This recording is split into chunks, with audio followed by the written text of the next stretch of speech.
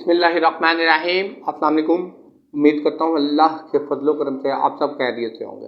एक वक्त ऐसा भी था जब हमें हुकूमत पर मुकम्मल एतमाद होता था। हुकूमत जो फ़ैसला जारी करती थी, जो अल्फाज बयान करती थी हम मनोमान कबूल कर लेते थे। हमारा ख्याल था कि हुकूमती सतह पर जो भी फ़ैसले होते हैं वो शायद इस मुल्क व कौम के बेहतरीन मफाद के लिए होते हैं, मगर आजकल हुकूमत की तरफ से आए दिन फ़ैसले तब्दील होते रहते हैं। शायद आज अगर कोई एक फ़ैसला आता तो अगले दिन तब्दील हो जाता है। फ़ैसलों की नौयत नहीं समझ आती, बल्कि इससे उल्टा पाकिस्तानी अवाम जो है या हम जैसे आम पाकिस्तानी जो है वो कन्फ्यूज़न का शिकार हो रहे हैं। ये सारी बात मैं इस वजह से कर रहा हूँ, जब पेशावर में जिरगे का ऐलान हुआ था तो मौजूदा हुकूमत की तरफ से इसकी सख्त मुखालफत देखने को मिली थी। PTM पर बैन इम्पोज कर दिया गया। पश्तून तहफ़्फ़ुज़ मूवमेंट पर बैन इम्पोज करने के पीछे गवर्नमेंट के जो भी महरक़ात थे या जो भी अल्फाज थे वो अपनी जगह पर। ज़ाहिर है जब किसी चीज़ को बैन किया जाता है तो हुकूमत को अगर ये नज़र आता है कि ये लोग फितना फसाद फैलाएंगे और ये रियासत के बिल्कुल ख़िलाफ़ है तो फिर तो किसी हद तक बात समझ आती है।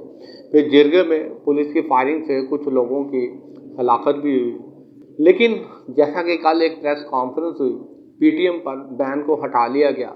अब सवाल ये है, वो लोग जिनका नाहक खून मारा गया और वो लोग जो ज़ख्मी हुए उनका क्या कसूर था? आया कि ऐसे कौन से मुज़ाकरात थे जो कल गवर्नमेंट के साथ कामयाब हो गए और उन्होंने बैन उठा लिया, या हुकूमत ने होश के नाखून लिए, लेकिन कोई तो कसूरवार है। ये कम अज़ कम मौजूदा हुकूमत की नाअहलियत को ज़ाहिर करती है। नाअहलियत अगर आप नहीं मानते तो बुखलाहट को ज़ाहिर करती है, जो किसी भी सूरत हाल को निपटने की सलाहियत नहीं रखती। ये नाअहलियत और बुखलाहट का मिला जुला रुझान रखे हुए हुकूमत के जहन में जो आता है वो कर गुजरती है, और कर गुजरने के बाद शायद इनको समझ आ जाती हो और कुछ को समझ ना आती हो, मगर इस पर इनको पशेमानी नहीं होती।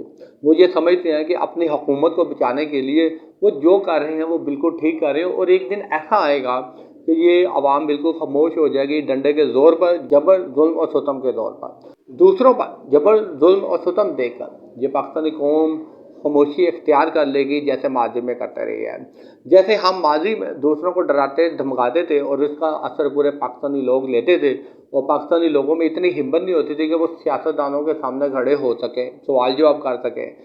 आज भी ये इसी सोच को लेकर चल रहे हैं, लेकिन अब आप देखें कि हुकूमत कोई भी फैसला करे, कोई भी कदम ले, कोई भी पॉलिसी बनाए, इसका फ़ौरन रिएक्शन पाकिस्तानी अवाम की तरफ से हमें देखने को मिलता है। और पाकिस्तानी अवाम का रिएक्शन अगर हमने देखना हो तो इससे तो सोशल मीडिया से बेहतर कोई इलेक्ट्रॉनिक मीडिया इस वक्त पाकिस्तान में सरगर्म नज़र नहीं आता।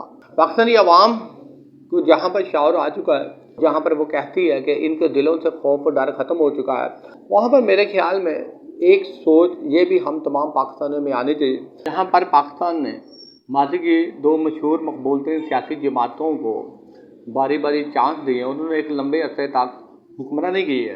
इनके इतने लंबे अरसे तक हुक्मरानी करने के बावजूद अगर आज पाकिस्तान IMF से कर्ज़े मांग रहा है, उनकी हर शराइत को पूरा करने को तैयार है, बल्कि IMF कर्ज़े देने के बदले जिस तरह से नाक की लकीरें निकलवा रहा है वो हम सब के सामने है। और हमने ये भी देखा है, ये हमारे माजी के तजर्बाकार तरीन हुक्मरानों की क्या नाअहलियत नहीं है, जिसकी वजह से वो मुल्क के बहुत से अहम असासों को गिरवी रखने पर या ये कह लें आउटसोर्स करने पर मजबूर हो चुके हैं। जैसे कि इस्लामाबाद इंटरनेशनल एयरपोर्ट, इसके बारे में तो यही सुनने को मिल रहा है कि वो गवर्नमेंट ने बेच दिया है।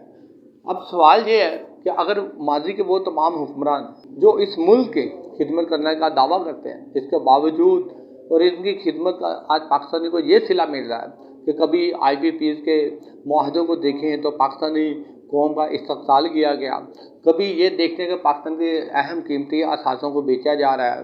ये किस वजह से है? ये हमारे मौजूदा सियासतदानों की वजह से। और पाकिस्तानी अवाम को चाहिए कि अब मुल्क की तकदीर को अपने हाथों में लें, अपने फैसलों से इस मुल्क को चलाएं। शुक्रिया।